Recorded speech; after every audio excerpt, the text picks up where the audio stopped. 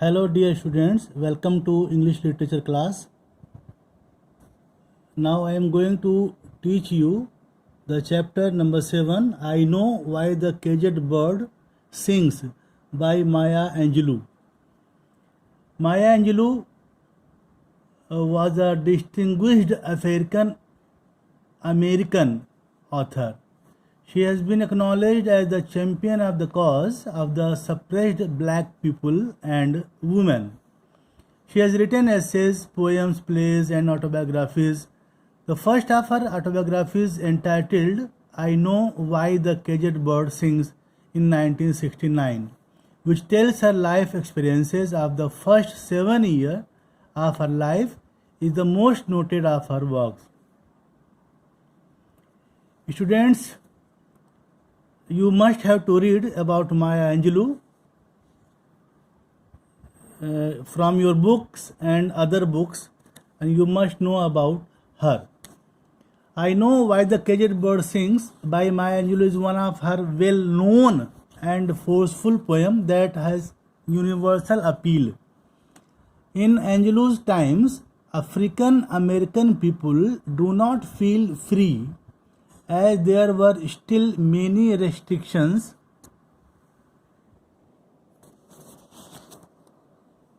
on them in society. The poem gives expression to the feelings of these black Americans, rather of the oppressed people in the world.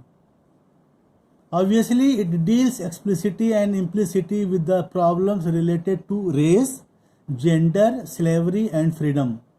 It refers to two birds.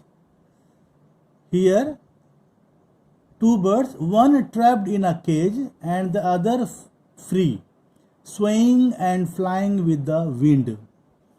The encaged bird stands for a black American and the free bird for a white person or white American. The poem makes it clear that the encaged bird or an enslaved individual may be physically restricted for or restrained, but cannot be stopped from singing and dreaming of freedom. A free bird flying with the wind has complete freedom and chance to fly again at will. No such freedom is available to an encaged bird. Its dreams are entombed, but it does not give up singing or dreaming of freedom. Thus, the poem gives the message that hope lies eternal. You must have to read about the poem, as I have given some description about that. Now come to the stanza 1 of this chapter. Students, you can see the lines. It is written here, a free bird leaps on the back of the wind and floats downstream till the current ends and dips his wing in the orange sun rays and dares to claim the sky. The poet says the opening stanza captures the natural beauty of the sunset. You can see here, claim the sky, orange sun rays, current ends, downstream, all these words. So here this stanza captures the natural beauty of the sunset. The free bird means a white American, free bird, a free bird, suggestive of a white American. Leaps means jumps. So the free bird, suggestive here white American, leaps on the back of the wind. Back of the wind, that is, he flies and sways with the wind in the evening against the orange sun sky. He flies and sways with the wind in the evening against the orange sky. He has the right to claim the sky. He has the right to claim the sky. As he flies, he dips his wings downstream. As he flies. Here, the reader is meant to compare a free bird a free bird to a free person. The poet describes a free bird movement in the sky. Here in this stanza, the poet describes a free bird's movement in the sky. The description is made lively by using verbs like leaps, floats,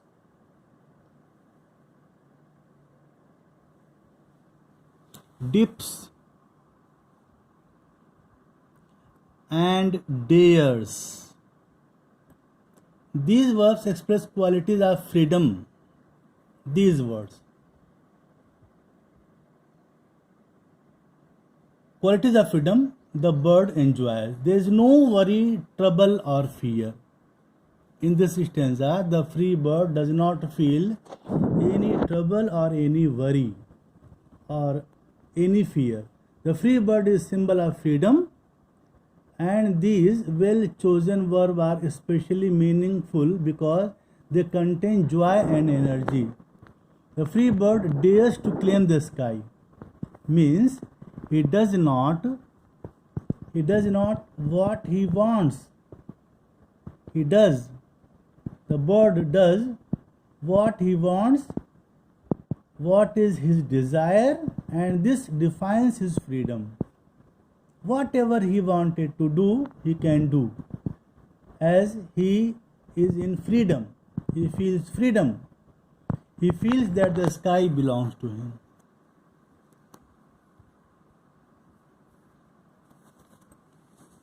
Now, in the second stanza,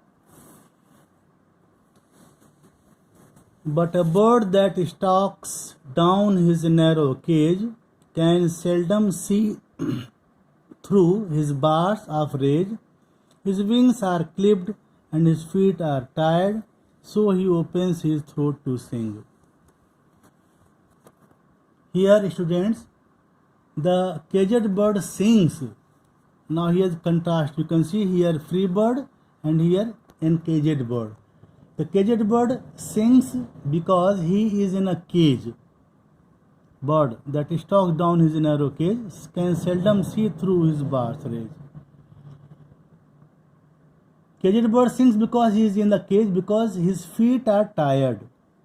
His feet are tired and wings are clipped.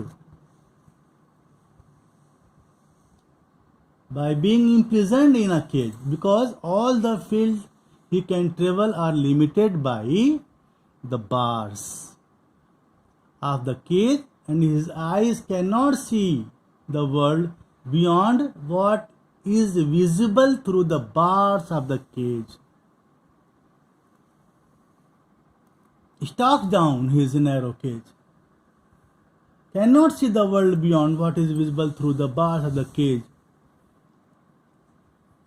can seldom see through the bars of his cage, which encages him, and the bars of the cage become bars of the rage. He sings because his dreams lie at his feet buried in a graveyard. This is what he expresses in his singing his wail. The scene shifts to a cage. You can see here, this is the different scene. From the first scene, the scene shifts to cage. Being encaged, the bird wings are clipped and his feet are tied. Therefore, he can only stalk down his narrow cage. Stalk down his narrow cage and can see but little beyond what is visible through the bars. Therefore, the lone ability that he is left with, he uses and sings. The second bird is entirely different from the first one. The contrast is striking. The first bird flies smoothly. Here you can see the contrast. The first bird flies smoothly, whereas the second one is wings are clipped and is encaged. Wings give birds freedom to fly. Students, you know, by the wings the bird can fly without any hurdle. The words are and expression stalks